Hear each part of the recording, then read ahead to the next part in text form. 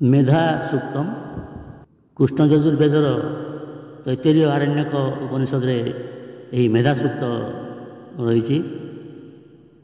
मेधा सूक्त मेधा अर्थात धारण शक्ति प्रज्ञा बुद्धि सबको देवी रूप में प्रार्थना करा जायछि। मेधा देवी सरस्वती देवी एक रूप बोली मना जायछि।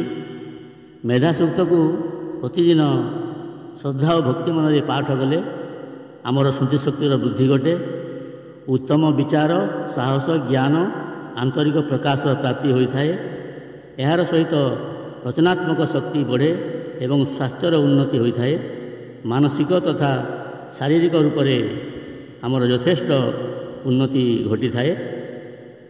स्मरण शक्ति एवं बुद्धिर विकास में विद्यार्थी मानकर सकाशे यह एक उत्तम सूक्त। अथ मेधा सूक्तम। ओम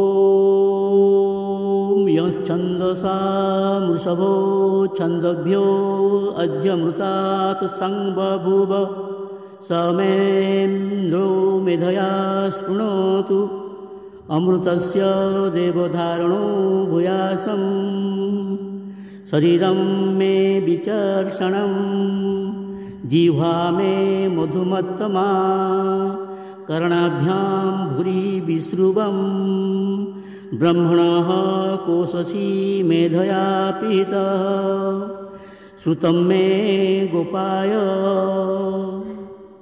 ॐ मेधादेवी जुषमाण न आगाद् विश्वाची भद्रा सुमनस्य माना त्वया जुष्टानुदमाना दुरुक्तान् बृहद्वदेम विदथे सुबीराः।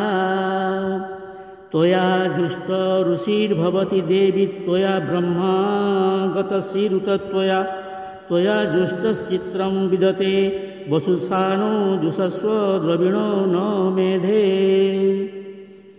मेधां मे इन्द्रो ददातु मेधां देवी सरस्वती मेधां मे अश्विना बुभा बाधत्तां पुष्करस्रजा। अप्सरासु च या मेधा गन्धर्वेषु च यन्मनः दैवीं मेधा सरस्वती सा मां मेधा सुरभिर्जुषतात् स्वाहा। आमां मेधा सुरभिर्विश्वरूपा हिरण्यवर्णा जगति जगम्या ऊर्जस्वती पयसा पिन्वमाना सा मां मेधा सुप्रतिका जुषन्ताम्।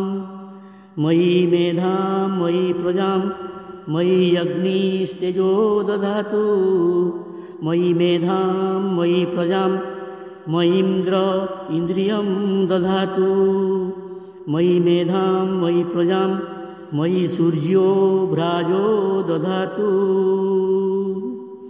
ॐ हंस हंसाय विद्महे परमहंसाय धीमहि तन्नो हंसः प्रचोदयात्। ॐ